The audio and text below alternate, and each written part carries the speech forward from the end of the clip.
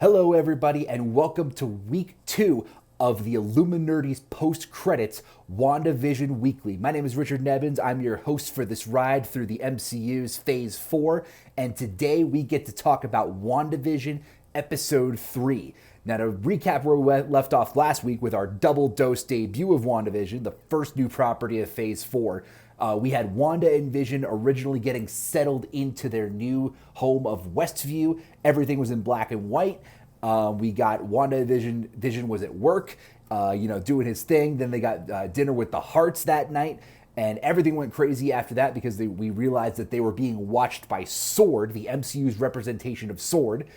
We don't get into a lot of that quite yet until episode 2, when they have to do the community magic show. Vision's going all crazy with the gum incident. He's drunk off gum. The magic show goes great. Then everything starts going into color as we realize that Wanda is pregnant. And then they see the beekeeper with the S.W.O.R.D. logo on the back. And that is where we leave off for episode 3.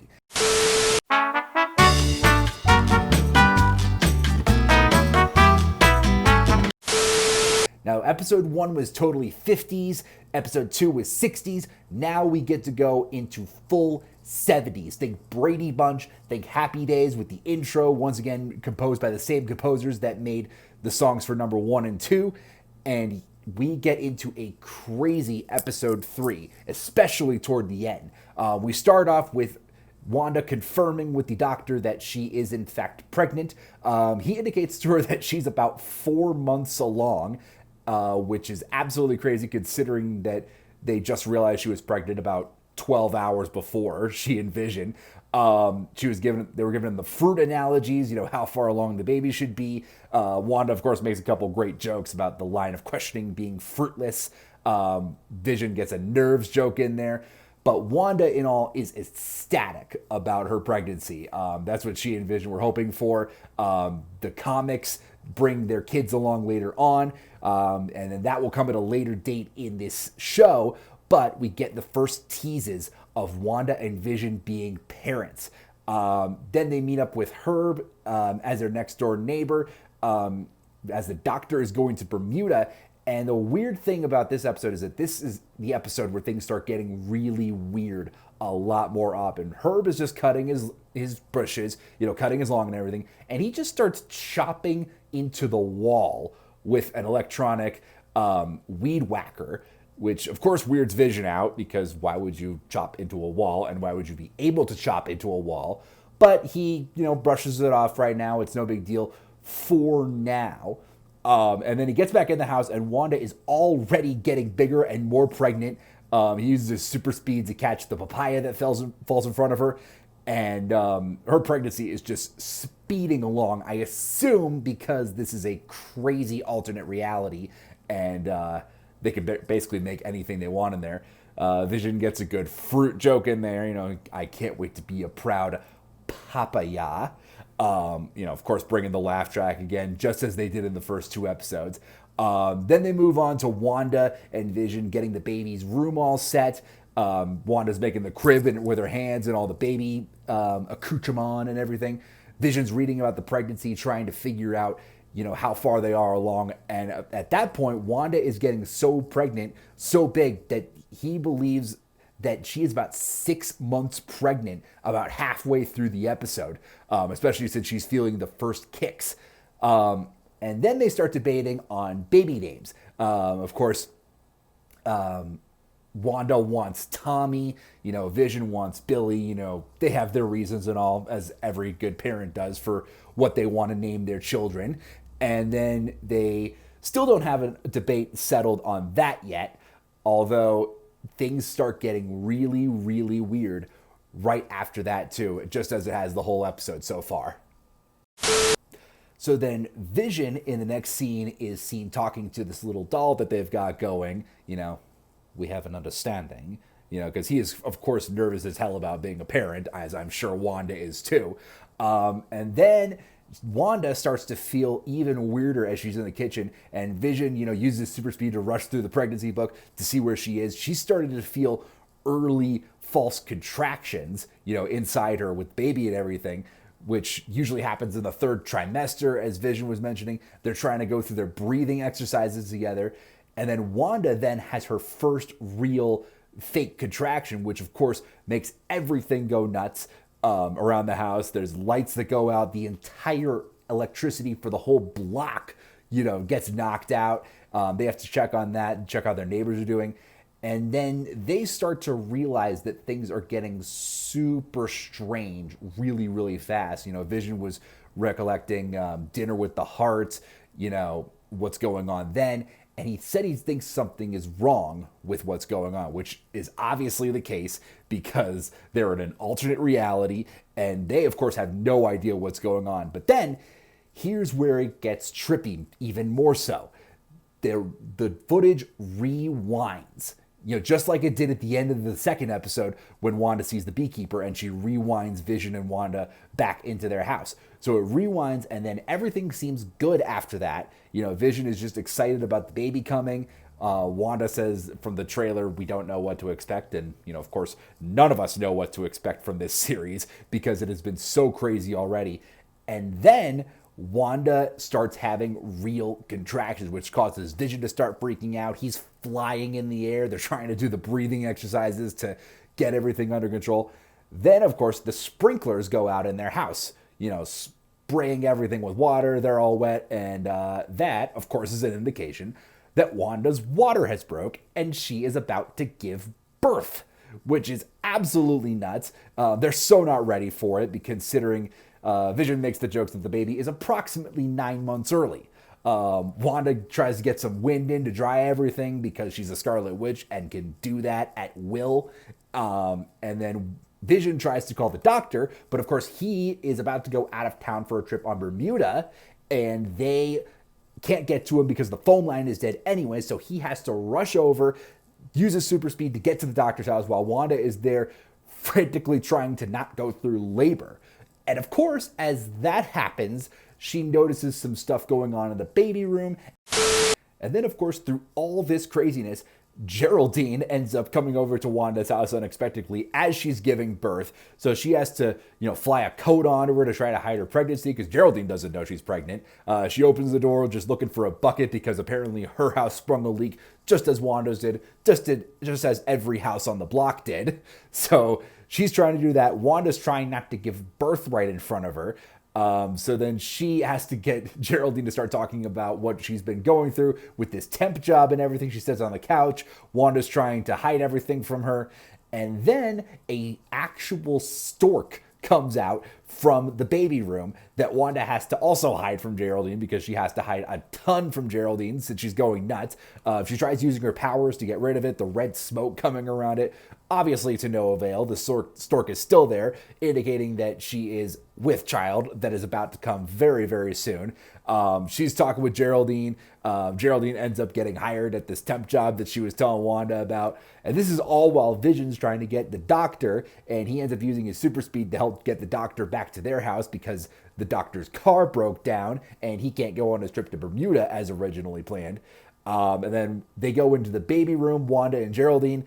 They see the stork there, but Geraldine luckily doesn't actually notice the stork because she just notices all the baby stuff around the crib and the toys and everything.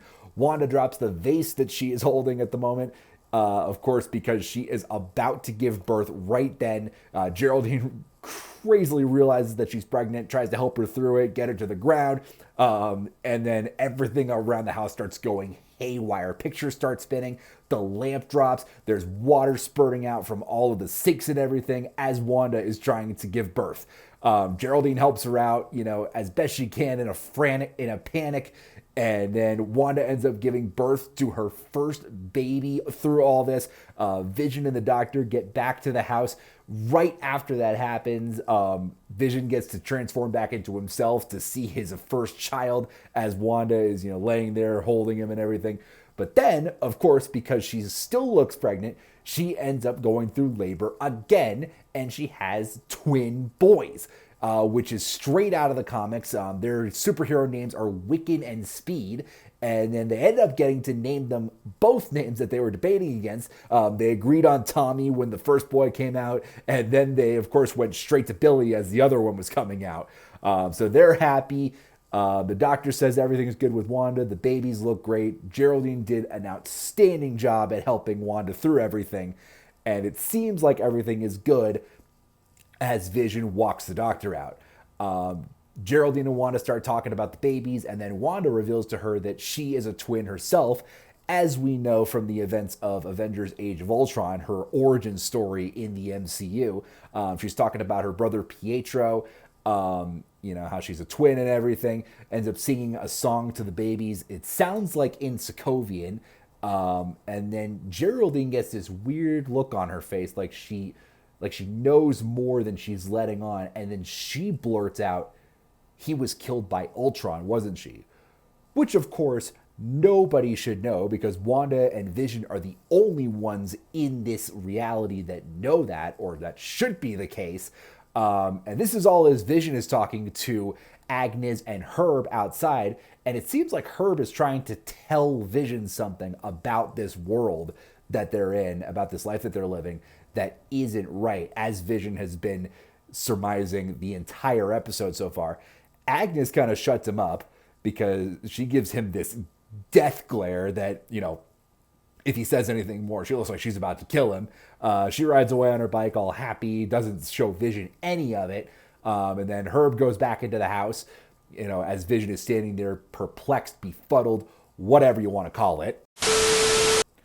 So as Vision is talking to Agnes and Herb, trying to figure out what in the world is going on, Geraldine and Wanda are really getting into it, which is getting interesting because, as you guys know, if you haven't been living under a rock the last year and a half or so, Tiana Paris isn't actually playing a lady named Geraldine. She was cast as the adult version of Monica Rambeau, who we originally saw in Captain Marvel as an 11-year-old girl when Carol Danvers and her mom Maria were reconnecting on Earth.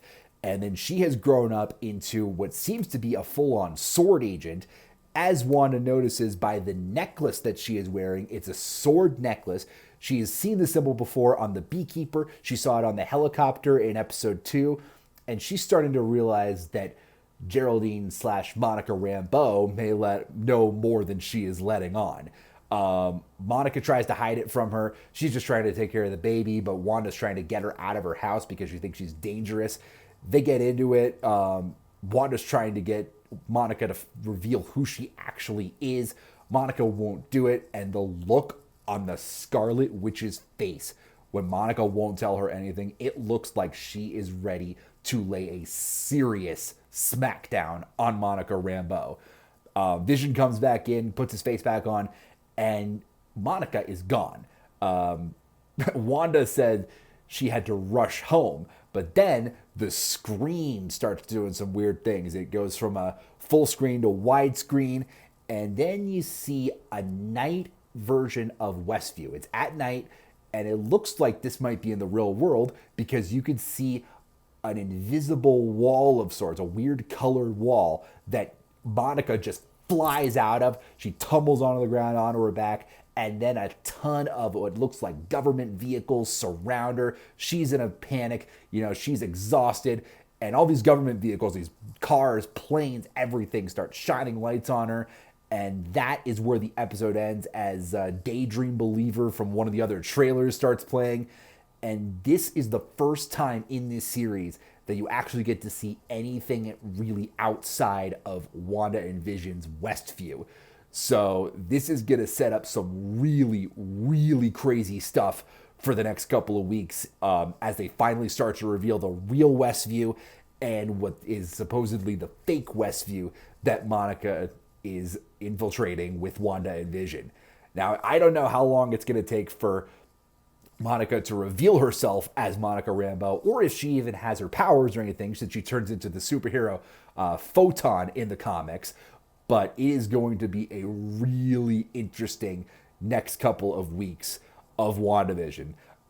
There weren't really many Easter eggs in this episode that I take note of, but one that's interesting is the address of their house, which is 2800. There's no street name or anything, but it was the same address as in the first 2 episodes. Now, this is an indication of possibly an alternate universe, the kind of Earth 2800. The normal Earth is Earth 616, as mentioned by Mysterio during the events of Spider-Man Far From Home. And we haven't gotten to explore the multiverse really yet. And we still don't know if this is actually a multiversal thing or just an alternate reality that Wanda's creating. But I'm sure we will find out more about it soon enough. And then another interesting thing to point out is they had another one of those commercials that they used in the first 2 episodes. Looked at the same people as before. This time the lady was, trying to get a bath after being stressed out in the home, and she ends up using this thing called Hydra Soak for her vacation at home. Of course, Hydra, yet another influence on Wanda's past. It started off with the Stark toaster, Tony Stark. Then it went to the Strucker watch for Baron von Strucker. And now we're getting full-on Hydra, who is the overarching evil organization that has lurked throughout the MCU for years. We haven't seen them in full in a while, but they are always potentially around for the MCU. This episode, it was the first one where things really started to get insane in terms of the possible multiverse, alternate reality things. And like I was saying before, the look on Wanda's face when she realized that Monica knows more than she's letting on, we may get some potential villainous, evil, crazy powered Scarlet Witch here coming up shortly. Next week looks like it's diving straight into the 80s, and then we start getting into the 90s, 2000s, 2010s after that before it gets into a full-on Marvel epic. And I don't know about you guys, but I cannot wait to see where this goes. Thank you guys so much for joining me for another episode of the Illuminerdi's Post-Credits WandaVision Weekly. I'll be back with you guys next week, and I cannot wait to find out what happens in the rest of WandaVision. See you guys soon.